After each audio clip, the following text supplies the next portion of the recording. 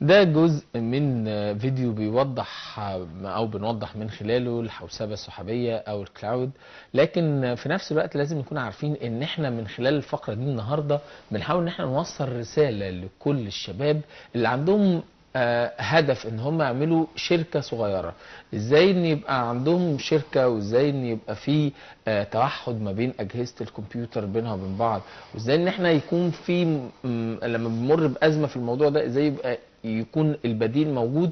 كل الامور دي برضه هنتكلم عنها بالتفصيل اكتر مع ضيفي اللي بيشرفنا النهارده في الاستوديو، المهندس محمد سعد، استشاري نظم معلومات. اهلا وسهلا بيك يا اهلا باشمهندس. وسهلا بيك. ايه الاخبار؟ الحمد لله كله تمام. تمام. انا في البدايه بحب اشكرك على استضافتي، وبحب اشكر الباشمهندس احمد موسى اللي عمل الفيديو ده، ها. صديقي. انا عاوز ابدا معاك على طول، نخش نتكلم عن الكلاود. ما انا مبدئيا كده عايز اعرف، ما احنا يمكن خدنا تنويه عن تمام الحوسبه السحابيه تمام او الكلاود، لكن هو يعني بتوضيح ابسط، يعني تمام. هي ايه بالظبط؟ طب تعال ناخد سيناريو وهقول لك يعني كلاود. تمام. سيناريو حضرتك مثلا فتحت شركه. كويس. الشركه دي فيها 100 موظف، ال 100 تمام. موظف كل واحد عايز جهاز كمبيوتر. تمام. تمام. الجهاز الكمبيوتر ده انت محتاج ال 100 جهاز كمبيوتر، محتاج يكون عندك سيرفرات عشان تدير الشبكه دي عندك. تمام. محتاج سيرفر عشان يمانج النتورك عندك، محتاج سيرفر للايميلات، محتاج سيرفر تحط عليه بياناتك. تعال ندي اكزامبل كده ان احنا عندنا 10 سيرفرات. طب ال 10 سيرفرات دول لو تخيلت معايا ان سيرفر الايميلات، السيرفر الخاص بالايميلات ده الباور سبلاي باظ او الرامه اتحرقت، هتعمل ايه؟ السيرفر ده وقع. اه. يبقى انت محتاج فكر جديد اسمه اتش اي. يعني ايه اتش اي؟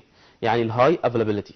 الهاي افيلابيلتي ان انا اعمل لكل سيرفر تاني، بحيث ان عندي، او تعال نبسطها للناس اللي بتسمعنا شويه، اللي هو تخفيف الاحمال. اللي هو عندي سيرفر شغال، سيرفر فيه رامه وقعت او فيه اي مشكله حصلت، السيرفر الثاني على طول يبقى بيقوم. يبقى انا عندي كده مثلا خدنا اكزامبل 10 سيرفرات، يبقى احنا عندنا دلوقتي كل سيرفر لازم يكون في هاي افيلابيلتي. تمام. طب هل انت الموضوع ده امن كشركه؟ انت كفتحت شركه امن؟ لا. خلي المبدا، تعالى ناخد افتراض كده ان مثلا السيرفرات دي في بعض الشركات في سيرفر ممكن يتسرق، او حصل سرقه في المكان، او المبنى حصل له اي ايشو، فانت خايف على البيانات بتاعتك. يبقى لازم يبقى في فكر جديد اسمه دي ار. ايه هو الدي ار؟ الديزاستر ريكفري. ان انا الداتا بتاعتي دي بتكون في مكان تاني غير معلوم الا استشاري نظم معلومات او المهندس القائم على البيانات دي، بحيث ان المبنى ده وقع، حصل زلزال، حصل مشكله ما، يبقى عندي البيانات دي في مكان تاني. هنيجي طب هنا. في بعض الناس بيخلوا البيانات دي فوق في الهواء، ما هو ده اللي احنا جايين نتكلم عليه بقى. على موقع مثلا من ما هو ده المواقع. ما هو ده الكلاود بقى اللي احنا بنتكلم. تمام. بس هنا بقى بنقول ايه؟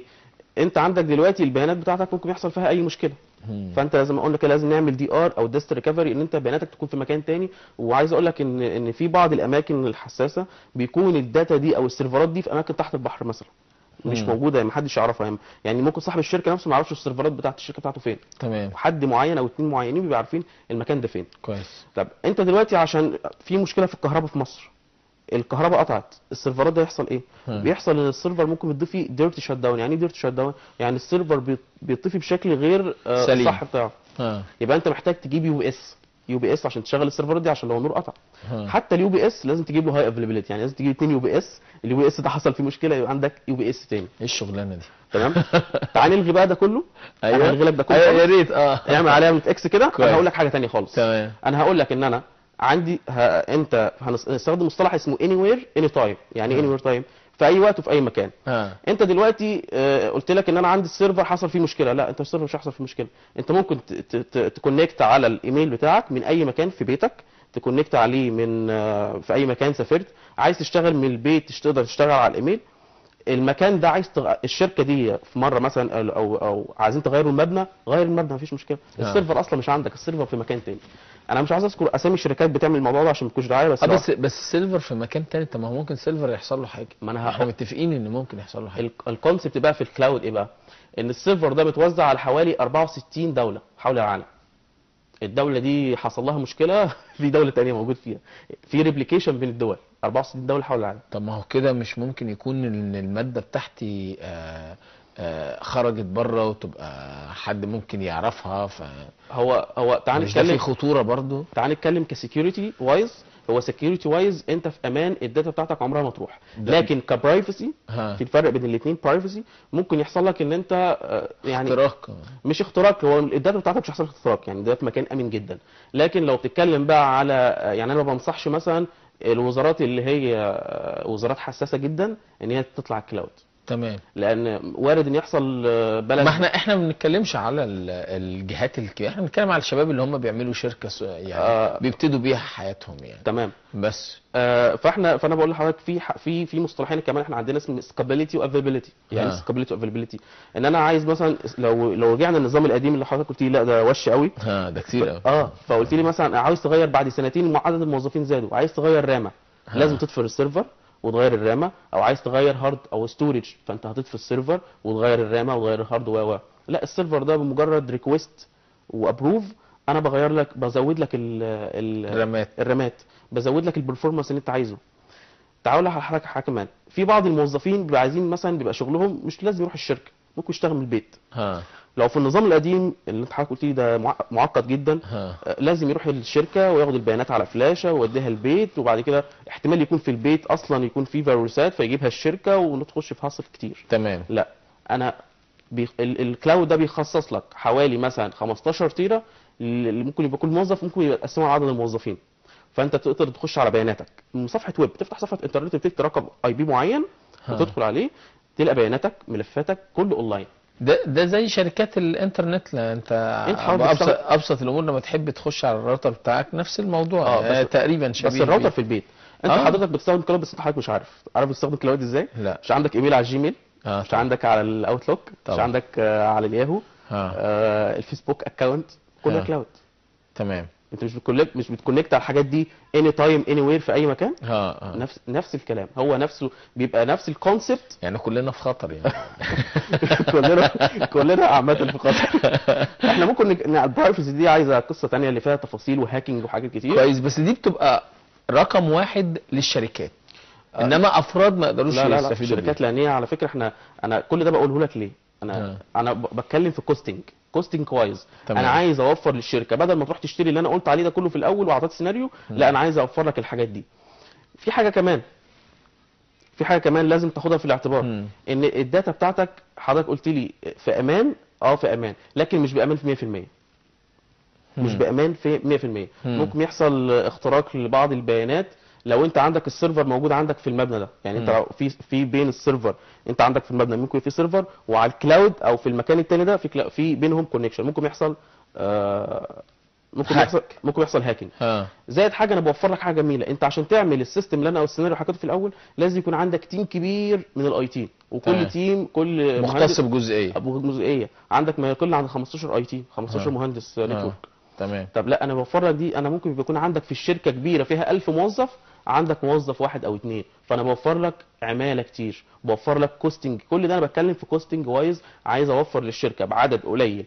وعايز لو مصنع مثلا ملابس، لو مصنع بيفكر ان هو عايز يهتم بالبيزنس، مش عايز يهتم كتير بالاي تي بقى ويدخله في فاصل كتير، لا يطلع على الكلاود، والموضوع ده هيوفر له استابيليتي، يوفر له ريابيليتي، في افيلابيليتي في كل الاوقات، اني تايم واني وير زي ما احنا قلنا.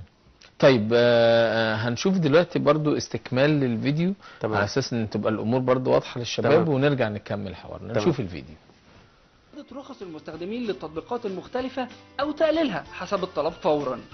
Security، حماية الملفات والتطبيقات من خلال مزودي الخدمات بتوفير الأنواع المختلفة من الأنتي فيروسز والفاير وولز. يوجد في الكلاود كومبيوتنج ما يسمى بالسيرفيس موديل أو نموذج الخدمة، واللي من خلاله يمكن للمستخدم الاختيار بين الأنواع المختلفة على الكلاود. النموذج الأول Infrastructure as a Service، وزي ما هو واضح من الاسم بيوفر مزود الخدمة الخوادم أو السيرفرز سواء كانت physical أو virtual، بالإضافة لعناصر أخرى المتعلقة زي الفاير وولز، load balancers، IP addresses، أو حتى virtual local area networks وغيرها كتير. الأمثلة على النموذج ده مايكروسوفت ويندوز Azure، Amazon Elastic Compute Cloud أو ما يعرف بأمازون EC2، جوجل Compute Engine. النموذج الثاني وهو Platform as a Service، أيضا بيتضح من الاسم إن مزود الخدمة يقوم بتزويد العميل بنظام التشغيل أو الأوبريتنج سيستم بمختلف أنواعه، بالإضافة لمنصات البرمجة المختلفة وقواعد البيانات وخوادم الويب سيرفرز. والأمثلة على النموذج ده مايكروسوفت ويندوز اجر، AWS Elastic Beanstalk المقدمة من شركة أمازون، وجوجل اب انجن. أما النموذج الثالث وهو Software as a Service، وفيه يقوم مزود الخدمة بمنح المستخدمين الصلاحية للدخول على التطبيقات مباشرة دون الحاجة لعمل أي تثبيت أو إعدادات لهذه التطبيقات، أو حتى تطلب وجود جهاز شخصي بمواصفات معينة لاستخدام هذا التطبيق، حيث يدفع العميل حسب الاستخدام فقط. والأمثلة على هذا النموذج مايكروسوفت اوفيس 365 وجوجل ابس. كنت معاكم أحمد موسى، مايكروسوفت تكنولوجي سبيشاليست. أتمنى أن يكون محتوى الفيديو مفيد وشيق. انتظرونا في محتويات أكتر عن الكلاود إن شاء الله. تحياتي أحمد موسى. شفنا تكملة الفيديو، لكن في نفس الوقت السؤال بيطرح نفسه، مين من الشركات تبقى محتاجة النظام ده؟ كل الشركات زي ما قلنا كده، كل الشركات اللي عندها بتبص لموضوع كوستنج. احنا عندنا في شركات بتصرف ملايين على موضوع الاي تي، وهو ممكن باقل من كده كتير يوفر كل العماله دي ويوفر كل السيرفرات دي. وكمان احنا عندنا اهم عنصر، احنا داخلين على الصيف. احنا عندك في مشكله في الصيف، مشكله الكهرباء. اغلب في سيرفرات كتير بتصرف عليها اليو بي اس لوحده ممكن يخش في 150,000 200,000 سيرفر اليو بي اس الواحد، واغلى من كده كمان. كويس. فانت عندك لازم تبص كشركه ان انت توفر كهرباء. انت هتوفر كهرباء لو طلعت على الكلاود، انت هتوفر سيرفرات. في مصطلح كمان، احنا لو انت مش عاجبك الكلاود، في مصطلح كمان ممكن تستخدمه في الموضوع المعقد اللي احنا حكيناه في الاول. انا قلت حضرتك في 10 سيرفرات، انا ممكن اوفر ال 10 سيرفرات دول واخليهم 5 سيرفرات او 3 سيرفرات. ازاي بقى؟ في مصطلح اسمه فيرتشواليزيشن. يعني ايه فيرتشواليزيشن؟ يعني الكمبيوتر الوهمي. ان انا ممكن اجيب سيرفر محترم يكون فيه هاردوير عاليه جدا، اقسمه لبعض الحاجات. زي ما احنا خدنا مثال كده في فيديو زميلي احمد موسى حكى على الموضوع ده، ان احنا مثلا عندنا عماره، بدل ما ابني مكان كبير وابني فيه شقق كتير جنب بعض، لا انا بطلع بعماره كبيره وكل واحد ليه شقه. يبقى انا بجيب سيرفر، السيرفر ده بحط مثلا عليه 3 سيرفرات، او ممكن احط عليه 5 سيرفرات حسب السيرفر اللي عندي. يبقى انا ما كان عندي 10 سيرفرات، انا عندي 3 سيرفرات او سيرفرين كمان. فانا وفرت كوستنج. ولازم نرجع نبص للموضوع ده كمان كحته ان احنا عايزين نوفر اولا واخيرا. فانت لو قدامك اختيارين، لو انت عايز توفر اطلع كلاود، بس لازم تعرف ان الموضوع خطوات. وخلي بالك ان احنا في مش اي حد ومش اي حد. هو ممكن يبقى مسرف في الاول، يعني يكون في اسراف في الاول. بس تعالى ناخد مصطلح احنا كنا في الاول اسمه دي ار، اللي هو ديزاستر ريكفري. لازم تبقى عارف ان الديزاستر ريكفري ده على الكلاود غالي جدا. انت بتتحاسب بالدقيقه، مش الموضوع وهيوفر لك فلوس، وانت كمدير شركه هتريح دماغك ان انت تهدك وممكن داتا تحصل او بتسعى لزيرو تايم داون. لان ما عندكش الميل ما يفصلش خالص، ما يقفش خالص، او اي سيرفيس تقف عندك. لا، انت بتسعى ان انت توفر الحاجات دي في كل الاوقات في افيلابيلتي معينه. انا بنصح الشركات اللي بتفكر بالكوستنج لازم تطلع الكلاود. لو شركه لسه متوسطه خليها في موضوع الفيرتشواليزيشن. كويس. بس هل في زي ما نقول كده اي اثار سلبيه ممكن تحصل من الكلاود ولا لا؟ او اي اخطاء ممكن تحصل؟ في اخطاء تحصل، اي مشاكل طبعا. احنا هقول لحضرتك، احنا عندنا في مصر مشكله انترنت. احنا عندنا الانترنت في مصر لا يقارن ببره طبعا. تمام. انت عشان بتكونكت على الكلاود بتكونكت ازاي؟ بتفتح صفحه انترنت، بتكتب رقم معين بيدخلك على السيرفرات اللي عندك. كويس. خلي الانترنت عندك فيه مشكله، يبقى انت لازم تبص للهاي افيلابيلتي كمان في الانترنت. عندك لو في راوتر حصل فيه مشكله، يبقى انت عندك اكتر من راوتر. الراوتر حصل فيه مشكله زي اللي حصلت ايام الثوره، ان الانترنت فصل. انت خلاص، انت مش موجود معانا. تمام. الا في حاله واحده، لو انت عامل نسخه من السيرفرات دي عندك. كويس. يبقى انت هتشتغل لوكال لحد ما الانترنت يرجع. تمام. ده يمكن حاجه دي مشكله الانترنت في مصر يعني. بس بالنسبه للدول الثانيه فبالنسبه لنا موضوع جميل.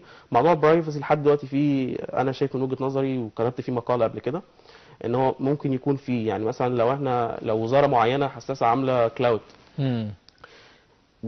دوله معينه عايز تعرف بياناتها، تقدر تعرف بياناتها. الفيسبوك اول ما طلع سنه 2007 و8 قال لك ده سكيورتي وبرايفسي ومحدش يعرف بياناتك، وعرفنا في الاخر اللي بيحصل انالايز لكل البيانات، وبيقدر يشوف انت فين وازاي وخارج منين والاي بي بتاعك منين وفي انهي حته تمام. وواخد راوتر منين وشركتك ايه، كل بياناتك. تمام. فهو الموضوع برضو مش هيتعرف الا قدام، لان دي تكنولوجي جديده عشان برضو نكون واضحين. كويس.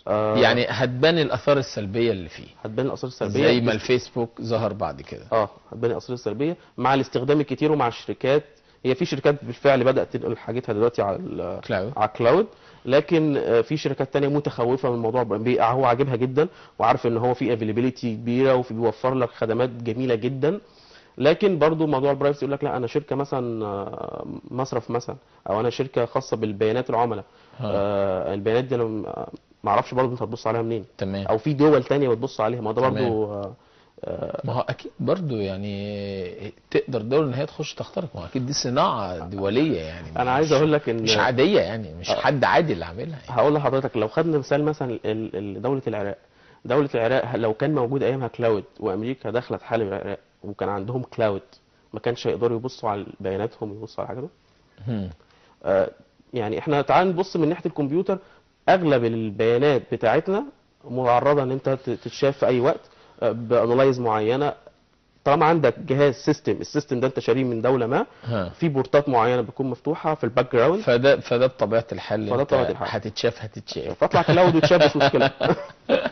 شرفتنا ونورتنا المهندس محمد سعد، استشاري نظم المعلومات، وشكرا ليك على المعلومات الخاصه بالشركات اللي ممكن الشباب نظام الاي تي اللي ممكن الشباب يتعاملوا فيه مع شركاتهم البسيطه. شكرا ليك. ربنا يخليك. شكرا ليك. شرفت بيك. شبابنا ومشاهدينا في كل مكان، النهارده حاولنا ننقل لحضراتكم فكره خلق الوفاء، وازاي ان احنا يكون عندنا وفاء، اضافه الى ان احنا لما يكون مجموعه شباب او شباب عملوا شركه صغيره، ازاي ان في نظام جديد موجود في العالم كله اسمه الكلاود، ازاي نستفيد منه. بشكركم جدا. ما تنسوش مواعيد البرنامج جمعه سبت حد 2 من الساعه 4 للساعه 5، والاعاده من 2 ل 3 صباحا. بقول للساده المشاهدين السلام عليكم.